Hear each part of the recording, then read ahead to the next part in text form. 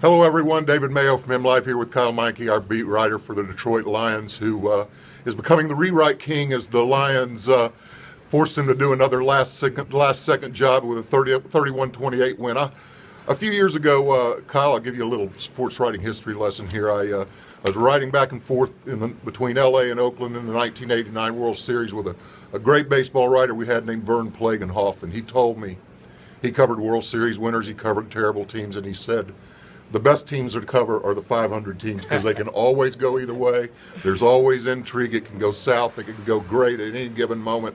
You have a 500 team to cover. Yeah, well, and the Lions, I mean, they exemplified that, I think, the previous 2 weeks. You go out there against a terrible Chicago team, down a quarterback, a couple of running backs, a couple of pass rushers, a starting cornerback. You lose, you don't score an offensive touchdown, you don't lead in that game. You come back out the next week and you beat the unbeaten Eagles. You come back out the next week and you beat a Rams team that was playing much better than most anticipated. It's a team that can lose to anybody. I think they have enough talent to beat anybody if they're playing well, especially if Stafford's playing well. And they have enough problems, particularly right now in defense, Dave, if we saw it today, to lose to anybody as well. Stafford and Tate, really offensively, they were the story of the game. Tate has a real breakout game. They were waiting to see that. How big was that for him? It was huge. Without Eric Ebron, Theo Riddick, Amir Abdullah, on and on, the Lions were missing a lot of skill position players. I mean, Riddick was second on the team in catches, Ebron second in yards in the passing game. So, I mean, they lost a lot in terms of the passing game there. Obviously, you're down your top three rushers. They needed somebody to step up who could produce, and Tate did that. And what's been great for the Lions the past 2 weeks now is his usage both as a pass catcher but also in the backfield. We saw all kinds of plays where he was motioning in the backfield, a few plays this week where he was lined up straight up in the backfield. And that sends the defense on all kinds of ways. We saw it again today, sucking the coverage away from Zach Zenner. And I believe he had like a 12 or 13-yard run because of what they did with Tate. So, 150-plus yards receiving was huge. The 61-yard play was particularly impressive, I thought, on the dead ball there, Dave. We're talking to Matthew Stafford after the game. He said it wasn't just dumb luck tossing it up on a dead play. I was really impressed with, he had seen something they had single high coverage, and the corner, I forget which corner was on Tate on the play, but he had seen the corner was very lazy when they were in single high coverage, and the quarterback looked away from that cornerback.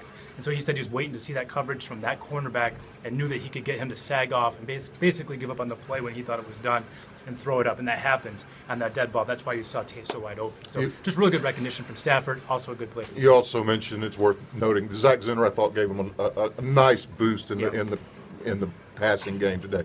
Let's talk a little bit about the defense. I asked Tyron Walker after the game if he thinks this is at the very least, an opportunistic defense, and he wouldn't even go that far. I mean, they're just not a very good defense that happens to have made some opportunistic plays. It was unbelievable. I had a conversation at halftime, obviously, with Tim, our editor, because I had written about how bad the defense was, and he was adamant that I had to include up high in that story about the goal line stand. And I'm like, well, Tim, yeah, it's a great goal line stand, but this has been awful. This is Case Keenum.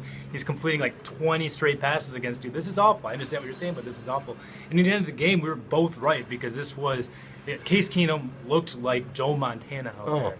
And yet the Lions come away with a win because of that goal line stand at the end of the first half as time expired. You get the 3-and-out to set up the game-winning drive, and then you force the turnover just like last week too. Darius Slay last week, this week is Raphael Bush.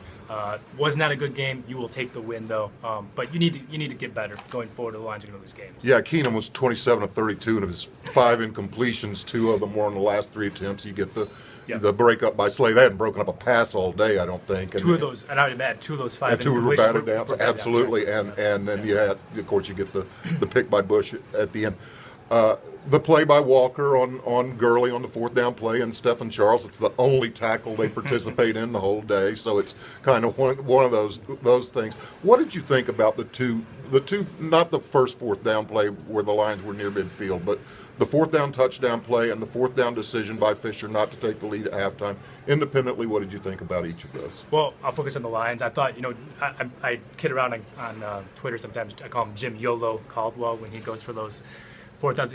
It's funny because he's a conservative coach, and I think he justifiably has gotten that reputation. Although he does go for 4th downs, I think, more than your typical head coach these days. And we saw that at the goal line. I mean, the 4th and inches earlier in the game, I thought was a no-brainer. They think they were near midfield. Gave it to Zach Zenner. It was a good play. Led to a touchdown. But the one, that was a dicier one. I was impressed with the aggression in the play. You take a quarterback who's playing well.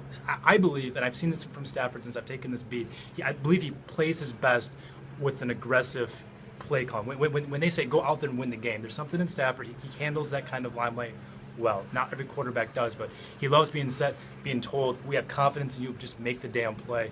And he did there. And he made the play, but really that was all about Andre Roberts, too. I mean, Aaron Donald, they did a nice job, I thought, in general, containing, if you will, Aaron Donald. But that play, he was bearing down. Stafford was running out of time. Andre Roberts was not open. But not at all.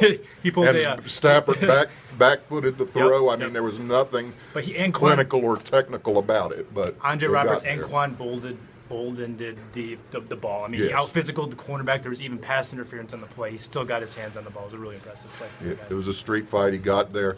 Lions are 3-3.